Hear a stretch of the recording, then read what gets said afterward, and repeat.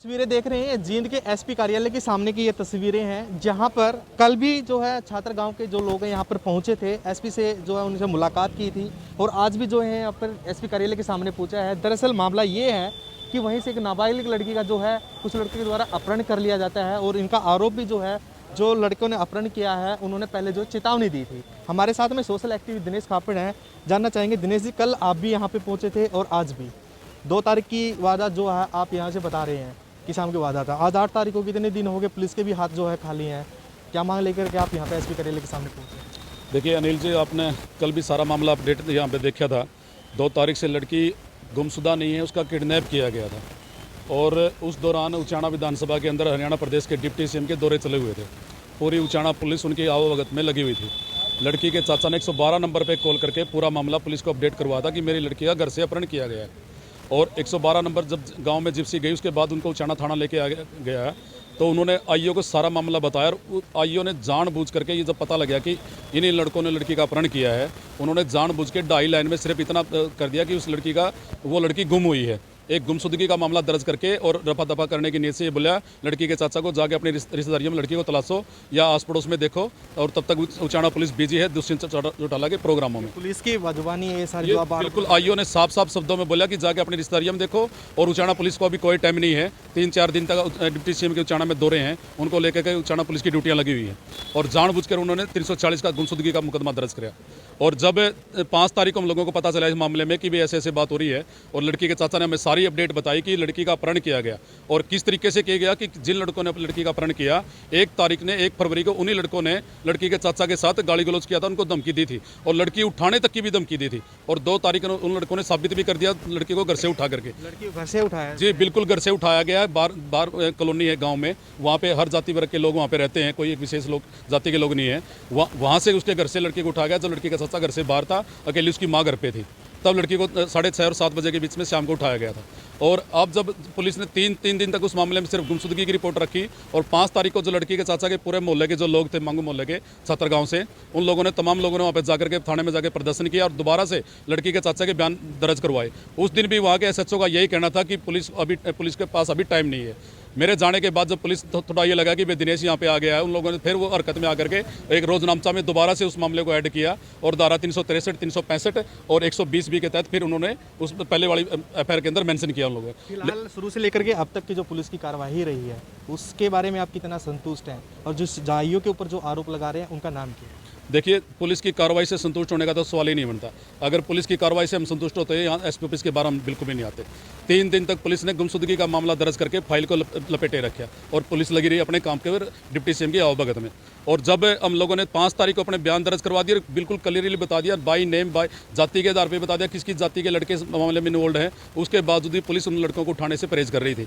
और जब उन लोगों को ये लगा कि अब ये लोग प्रदर्शन के मूड में है या ये मामले को उठाएंगे, तब जाकर के पुलिस ने अपनी छापेमारी 6 तारीख को शुरू की और 6 तारीख को उचाना पुलिस ने पटियाला से कुछ लड़कों को उठाया।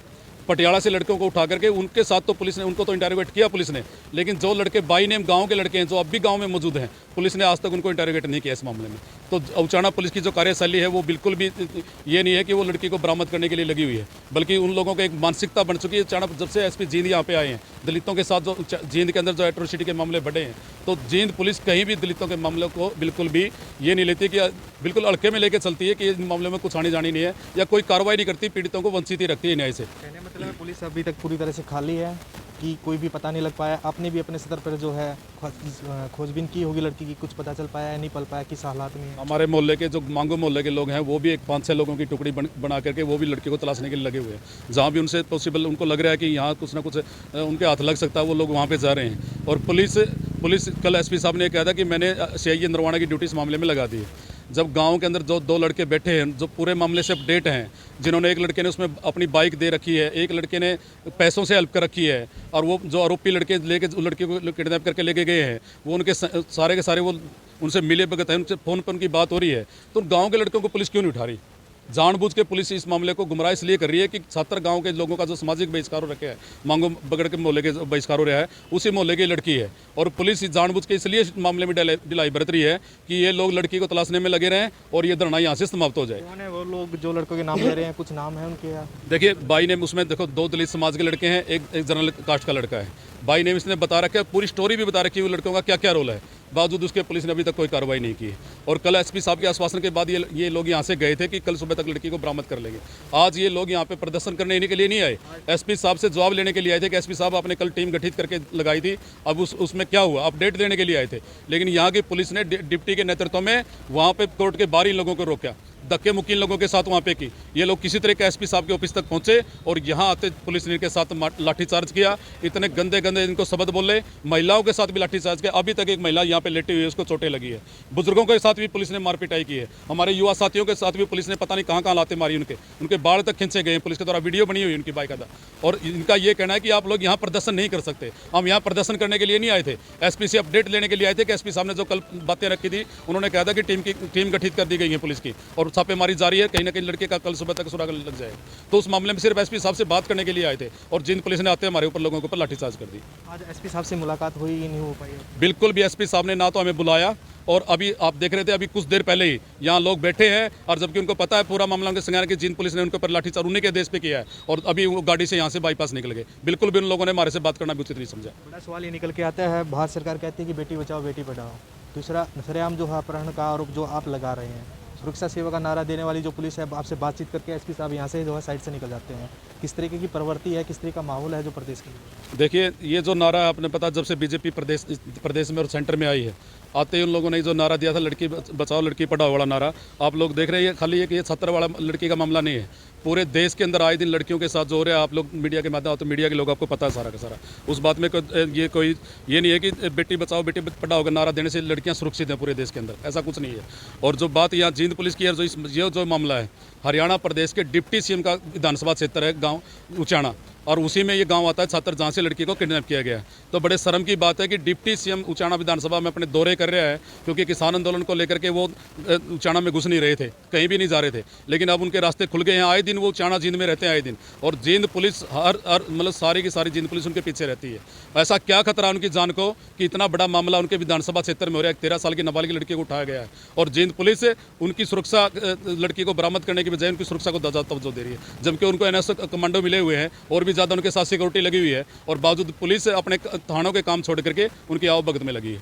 एक बात बताइए, जिस प्रकार से आप यहाँ एसपी सामने ऑफिस के सामने आए हैं, एसपी साहब से आज मुलाकात भी नहीं हुई है, कल के आश्वासन के बाद भी जो आप तक कार्रवाई से आप असंतुष्ट हैं, आगे की रूपरेखा क्या रहेगी? ये जो आप यहाँ पे अनिश्चितकालीन धरने की बात जो यहाँ पे कर रहे हैं, ये आज से ही जारी हो जाएगा या कोई रणनीति जो है बनाई जाएगी? देखिए हम लोग संविधान और कानून को मानने वाले लोग हैं, हमको भी पता है कि यहाँ धरना स्थल नहीं है, हम इस बात से भली भांति वाकिफ़ हैं कि यहाँ धरना स्थल नहीं है और ना ही हमारा कोई मकसद था यहाँ पे धरना लगाने का।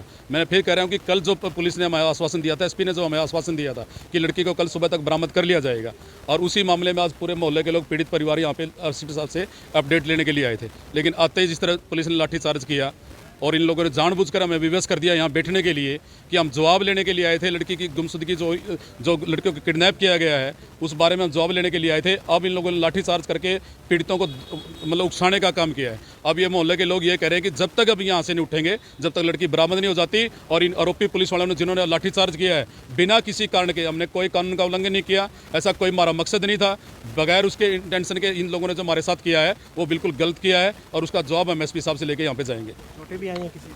हाँ चोटें आई है, एक महिला तो अभी तक यहाँ पे बेहोश पड़ी हुई है, और बहुत से लोगों को गुमचोट आई है जिनको मारा गया है, गुप्तांगों पे मारा गया, लड़कों के गुप्तांगों को मारा गया, एक बुजुर्ग की नाक में खून भी बहा है, बहुत से लड़कों के बाल खींचे गए, महिलाओं के साथ जींद पुलिस के जेंट्स पुलिस वालों ने बदसलूकी की है, बिल्कुल जबरदस्ती उनके बाल खींचे गए। क्या नाम आपका? मैं दिनेश खापर, सोशल एक्टिविस्ट। लड़की के पिताजी जो हैं वो बात कर लेते हैं। बार एसपी साहब पापा ही है, कल आप एसपी से मुलाकात की थी आपने, क्या आश्वासन आपको दिया था? आज एसपी साहब आपसे मिले बगैर जो है यहाँ से निकल गए कि आज मिलने का मौका दिया गया आपको, क्या कुछ कहा? कुछ भी नहीं कहा तो कल तो बोले थे वो शाम तक या सुबह तक आपकी लड़की घर पहुँच जाएंगे, बस, और कोई किस तरीके की चिंता सता रही है? कब का ये मामला है, कितने दिन हो चुके हैं? 2 तारीख का है जी।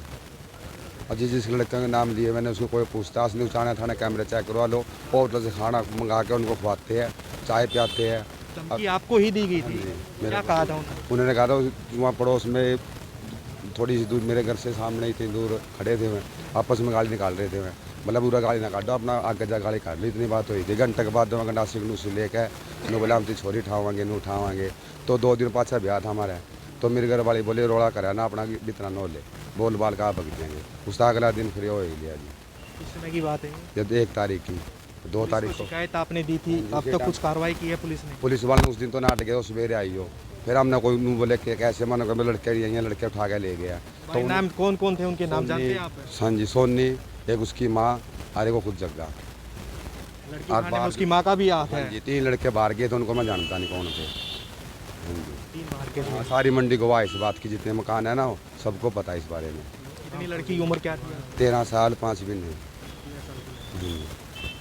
एसपी साहब ने क्या कहा? कुछ नहीं कहा, उसने ये कहा था भाई शाम तक या सुबह तक लड़की आ जाएंगे आपके पास बस। अब यहाँ पे जो पहुँच गए आप एसपी साहब के ऑफिस के सामने, पीछे आपको बताया भी है झड़प भी हुई आपकी पुलिस के पूरी हो साथ। गई जी, वहाँ आगे आने नहीं देते थे, वहाँ से आगे वही पुलिस वालों लठ भी मारे, मेरी दादी का उसका लग रहा है गले, एक मेरे चाचा का लठ मार रखा है, कहीं मेरा भाई है एक जो खड़ा, इसको बोल रहे हैं तुम्हारा क्या चक्कर है, खुद मेरा भाई है इसकी बेतीस जी है वो, इसको ये बोल रहे हैं पीछे चल पाया। लाठीचार्ज किया? हाँ जी पूरे, उसको 2-3 को लठ भी लग रहे हैं, मेरे चाचा के मार रखे है, आगे तक तो आने नहीं दे रहे थे। यहाँ तक पहुँच गए, अब यहीं पे रहोगे या वापिस रहेंगे यहीं जब तक लड़की नहीं यहाँ से उठेंगे नहीं हम, यहाँ से नहीं उठेंगे? चमरना बेसे पड़ जाएगी आज तो।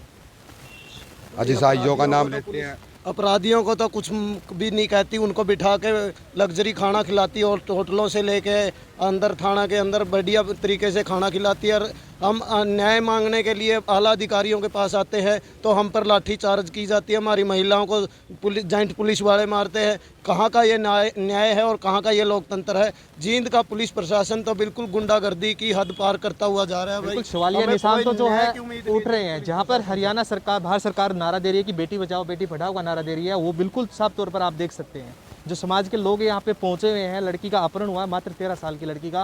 पहले धमकी दी जाती है, धमकी बाद जो है लड़की के अपहरण का आरोप जो है परिजनों के द्वारा लगाया गया है।